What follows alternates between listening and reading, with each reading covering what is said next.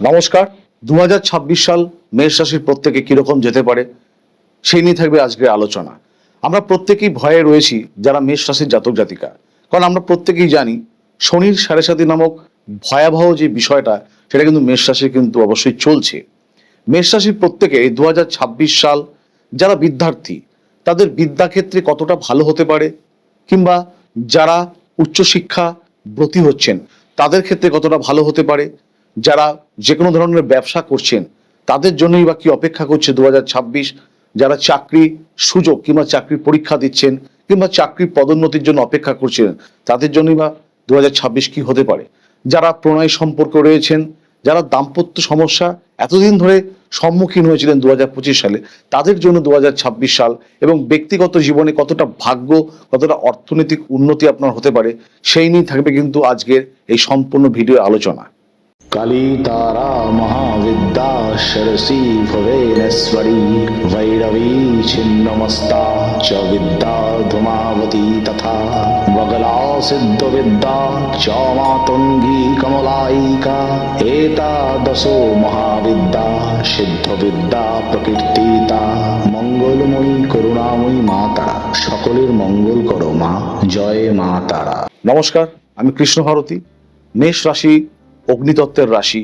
মেষ রাশি একটি চর রাশি। মেষ রাশি নিয়ে কিন্তু আমরা 2025-এ অনেক ভয়াবহতার কিন্তু মুখোমুখি হয়েছি, কারণ শনির সাড়ে সাতি নামক যে ভয়ঙ্কর বিষয়টি মেষ রাশির প্রত্যেক জাতক জাতিকা কিন্তু পেয়েছেন, কারণ প্রথম চরণে কিন্তু আমরা রয়েছি সাড়ে সাতি। তো সেই সাড়ে সাতি চলাকালীন আমরা 2025-এ অনেক ধরনের দুঃখজনক ঘটনা কিন্তু সম্মুখীন হয়েছি। আমরা মেষ রাশি নিয়ে আলোচনা করতে গেলে যেহেতু কালপুরুষের প্রথম ভাব মেষ রাশি, অধিপতি হচ্ছে মঙ্গল, তাই মঙ্গল আপনার জন্মছকে কিংবা মেষ রাশির প্রত্যেকের জন্মছকে কি অবস্থায় আছে সেটা কিন্তু প্রথমে বিচার্য বিষয়। যে কোনো ধরনের রাশিফল যখন আমরা বলি তখন কিন্তু মন্থর গতিসম্পন্ন গ্রহদের গোচরের ওপর নির্ভর করে। সেরকমই মন্থর গতিসম্পন্ন গ্রহ হলো প্রথমে বৃহস্পতি। মেষ রাশির সাপেক্ষে এখন এই মুহূর্তে তৃতীয়ভাবে অবস্থান করছে মিথুন রাশিতে, বক্রী অবস্থান, যেটা থাকবে আগামী 11ই মার্চ পর্যন্ত।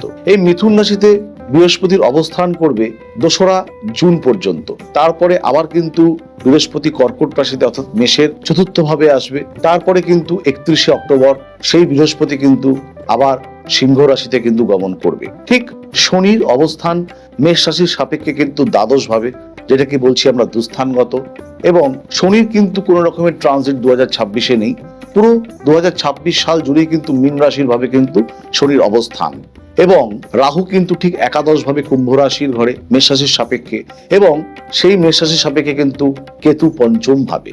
তাহলে এই এমতাবস্থায় 2026 সাল আমাদের কি রকম যেতে পারে, প্রথমে কিন্তু আলোচনায় শুরু করতে গেলে যেটা বলি আমি প্রত্যেকটা মুহূর্তে, একটি 15 বছরের জাতক জাতিকা যারা মেষ রাশি যাদের আছে তাদের বার্ষিক ফলাফল ঠিক যেরকম হবে 50 বছরের ব্যক্তির ক্ষেত্রে কিন্তু তা একই নাও হতে পারে, কারণ জন্মকালীন গ্রহদের অবস্থান এবং বর্তমান গোচরীয় অবস্থানের উপর কিন্তু রাশিফল কিন্তু আমরা নির্ণয় করে থাকি। তাই সম্পূর্ণ ফলাফল আসতে গেলে কিংবা পেতে গেলে আমাদের কিন্তু জন্মছককে কিন্তু সঠিকভাবে নিরীক্ষণ করতে হবে।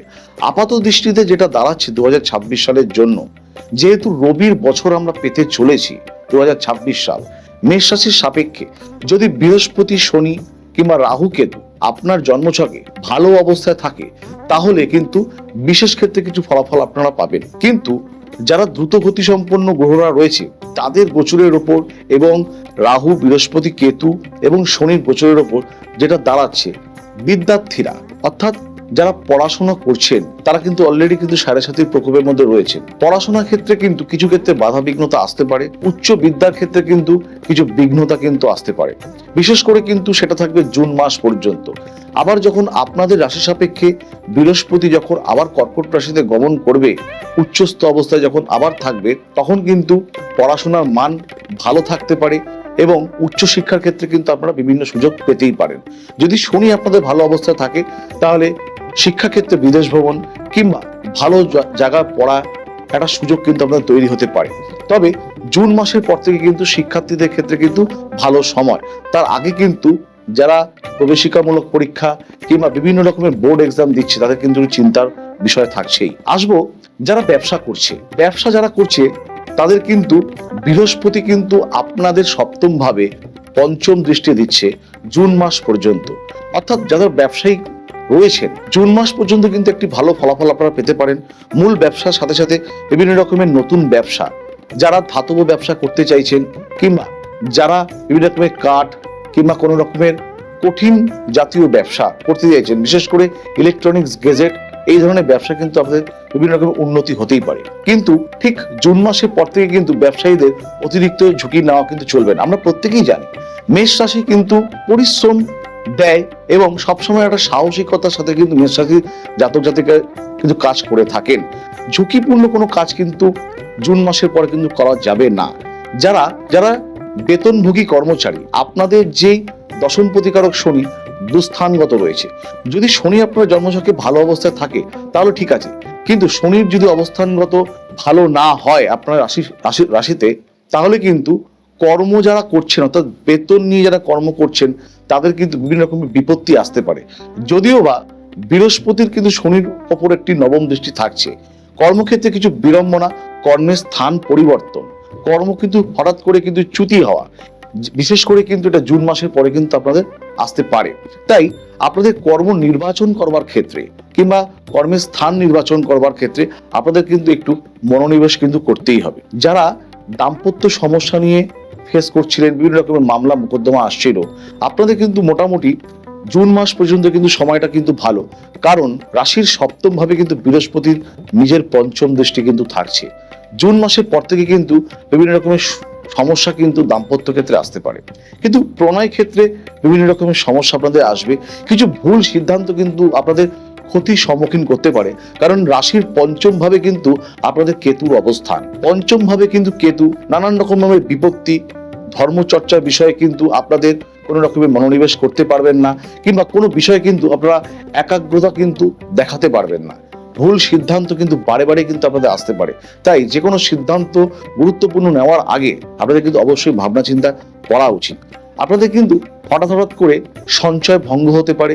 বিনিয়োগ যদি আপনারা ঝুঁকিপূর্ণভাবে করেন তাহলে কিন্তু অনেক ধরনের সমস্যা কিন্তু আপনাদের আসতে পারে। কিন্তু যখন আপনাদের বৃহস্পতি যখন জুন মাসের পরে আপনাদের চতুর্থভাবে যখন থাকবে, তখন কিন্তু আপনারা নানাবিধ লাভ করতে পারেন। মাতৃস্থানীয় সম্পর্ক ভালো হতে পারে, উত্তরাধিকার সূত্রে কিন্তু অনেক কিছু পেতে পারে, সেটা কিন্তু জুন মাসের পরে। আপনাদের রাশি সাপেক্ষে যেহেতু একাদশ ভাবে রাহু অবস্থান করছে, হঠাৎ করে কিন্তু আপনাদের পয়সা কিংবা টাকার যেখানে অভাববোধ তৈরি হচ্ছে, সেখানে কিন্তু বকেয়া প্রাপ্তি, হঠাৎ করে কিন্তু একাদশে রাহু কিন্তু আপনাদের কিছু অর্থ ফাটকায় লাভ কিন্তু আপনাদের দিতেই পারে। কিন্তু যেহেতু কর্মপ্রতিকারক শনি আপনাদের দুস্থানগত গোচর ফল হিসাবে, তাই কর্ম নিয়ে অর্থাৎ কর্মটা যেরকম পরিবর্তনশীল হবে, কর্মক্ষেত্রে নানান ধরনের বিড়ম্বনা, সহকর্মীদের সাথে একটু বাদানুবাদ কিংবা মতানৈক্য কিন্তু থাকতে পারে।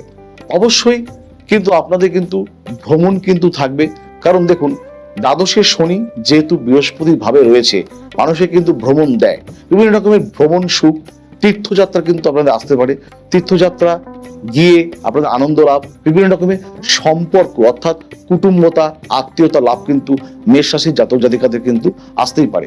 তবে যাদের সন্তান আছে, সন্তানের সাথে কিন্তু মনোমালিন্যতা কিন্তু থাকবে, কারণ আপনাদের পঞ্চমে যেহেতু কেতুর অবস্থান, তাই কেতু যেহেতু 2026 সালে প্রায় পুরোটাই সিংহ রাশিতে অবস্থান করছে, সন্তানের সাথে কিন্তু মেষ রাশির জাতক জাতিকাদের একটি ব্যবধান কিন্তু সৃষ্টি হতে পারে। তবে ভয় পাওয়ার কোনো কারণ নেই। আপনাদের রাশি চক্রে কিংবা আপনাদের জন্মকালীন অবস্থায়, বিশেষ করে যদি বৃহস্পতি, শনি এবং রাহু কেতু এরা যদি শুভ অবস্থায় থাকে, অর্থাৎ এরা যদি শারক গ্রহ হয়, এরা যদি বাধকপতি না হয়, এরা যদি শুভ গ্রহ মধ্যগত হয়, কিংবা যদি উচ্চস্থ অবস্থায় থাকে, কিংবা শুভ গ্রহ দ্বারা যদি দৃষ্ট হয়, তাহলে কিন্তু নানাবিধ ভালো ফল আপনারা পেতেই পারেন। কিন্তু এত ভিন্ন যদি বৃহস্পতি, শনি, রাহু, কেতু যেই গ্রহগুলো সর্বাপেক্ষা বেশি ফল দেয়, আপনার জন্মকালীন অবস্থায় যদি নেতিবাচক অবস্থায় থাকে, যদি সেটা বিচার্য বিষয়, তাহলে কিন্তু বিভিন্ন রকমের শুভ ফল লাভ থেকে কিন্তু আপনারা ব্যাহত হতেই পারেন। তাই প্রাথমিক কর্তব্য বৃহস্পতি, রাহু, শনি, কেতু অর্থাৎ এই মন্থর গ্রহরা আপনাদের জন্মকালীন অবস্থায় কোন জায়গায় অবস্থান করছে তার উপর কিন্তু আপনাদের বার্ষিক ফলাফল যেটা বললাম সেটা কিন্তু আরো উৎকৃষ্ট এবং উজ্জ্বল হতে পারে। প্রত্যেকেই ভালো থাকবেন, সুস্থ থাকবেন। ফিরে আসবো পরবর্তী কোনো ভিডিও নিয়ে। নমস্কার।